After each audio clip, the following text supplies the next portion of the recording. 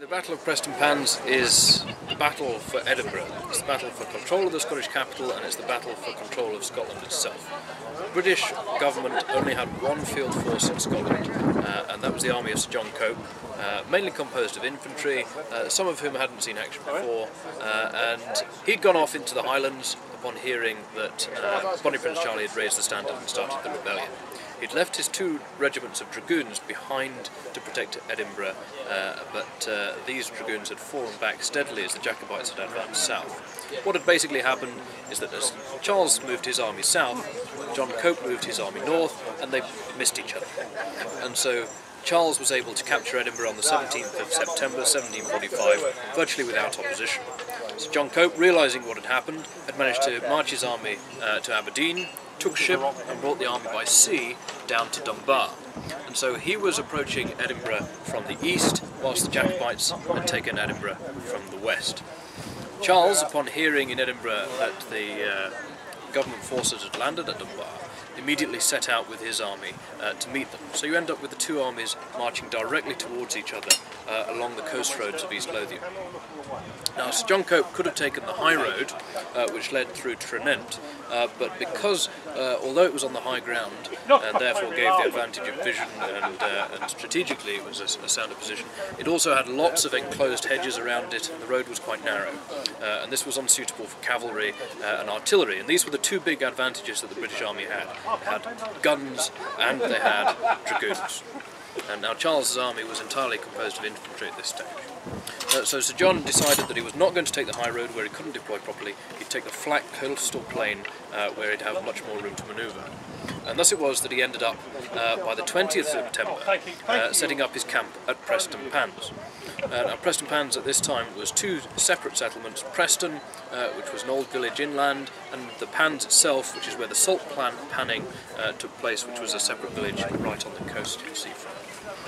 Now, when the Jacobite army came across from Edinburgh, they instantly went up onto the high ground, because that was where they'd have their advantage in the downward charge. Unfortunately, what they discovered was that between Tranent and the high ground and Prestonpans, where Sir John was coped, was a boggy morass, and there were open coal pits, and so there was no way that they could actually charge Sir John's position. Sir John had also made sure that he anchored himself along a series of walls which protected the large houses of Preston House and Bankton House, which were the big estates on the edge of Preston. And these walls would effectively bottleneck any Jacobite charge in from that area, giving a nice field of control. So what you end up with on the 20th of September 1745 is 2 armies facing at each other, neither one able to attack the other, because of the walls, the housing, and the boggy morass. So the Jacobites shift left first to see if they can get in that way, and the government forces shift right to match them. And this happens throughout the course of the day, turning left, turning right. Now, during this stage, there were arguments happening within the Jacobite command, but the important thing was that John Cope didn't know what was happening. And he, by sitting his men still, and just reacting to everything that was happening around him, made his men nervous, because it looked like they didn't have the initiative. What happened was, in reality, the Jacobites had no idea how to attack him. Now, during the night, because the armies settled down now into the night after just a brief firefight and a couple of cannon being fired across the morass, a local man who was serving in the Jacobite army announced to the Jacobite commanders that there was a way to get around to the east of the government position by taking a little-known path used by hunters and shepherds. And so this path was identified by the Jacobite forces, and they decided to set off at about 4 o'clock in the morning on the 21st of September to try and outflank the government forces. The idea was never to surprise Sir John Cope in his beds. That was too long a detour for that.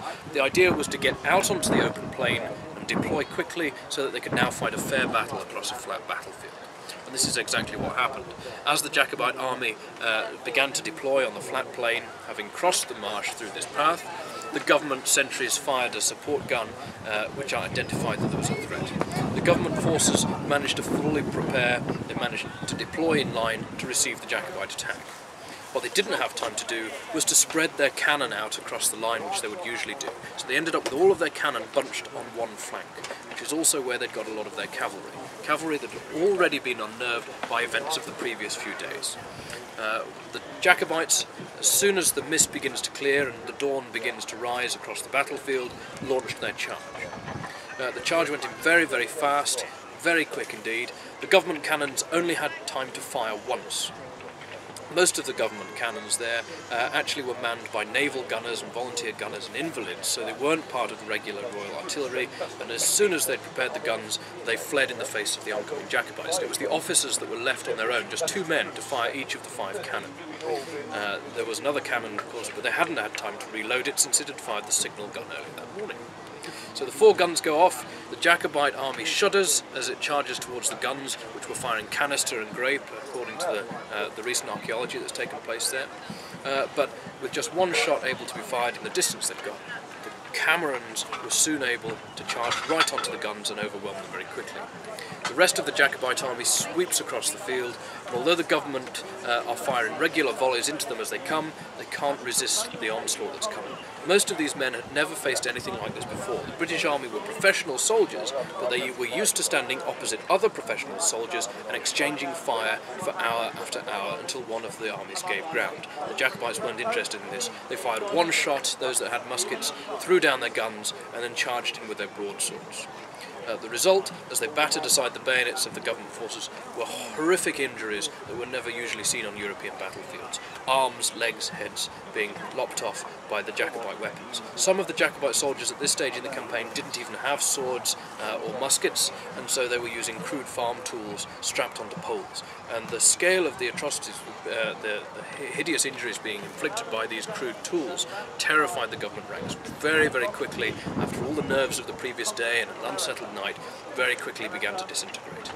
The dragoons on the right flank began to break first because the horses, extraordinarily, hadn't been trained to hear gunfire. They'd been at winter for most of the period and they weren't ready for action. So with all those guns clustered up on one end, as soon as the cannon went off, the horses were spooked. They began to edge back. The troopers managed to fire off a couple of pistol shots, but then their officer was killed by Jacobite fire and the dragoons break. As soon as a block of infantry sees the cavalry leave it from the flanks, they feel very exposed, very vulnerable, and attacked from the fronts and now worried about their sides. The whole line began to reel backwards. Very, very quickly, within the space of about 10-15 minutes, all order disintegrates from the government lines and they begin streaming to the west. What's happened, though, is that since they've turned around from where they were the previous day, is that all those park walls belonging to Prestonpans House are now behind them. So 3,000 men drive straight back into the bottleneck that they'd prepared the previous day for their enemies. So the men are pinned up against the wall. Very few people were probably killed in the immediate contact between the 2 armies, but as 2,500 men of the infantry run back towards the walls, they've got nowhere to go.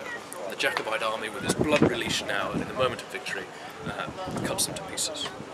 So hundreds of government forces are killed, over 1,500 taken prisoner. The dragoons managed to escape first, blocking up most of the exit routes for their infantry, and these managed to escape down towards Berwick and Newcastle ultimately, along with Sir John Cope. But what the battle represents is the complete destruction in the space of about 20 minutes of the only British field army in Scotland. And this is regular forces defeated by farmers, shepherds and volunteers, led by a man who was 25 years old and with no previous military experience. And this meant that Scotland was now in control of controlled by the rebels.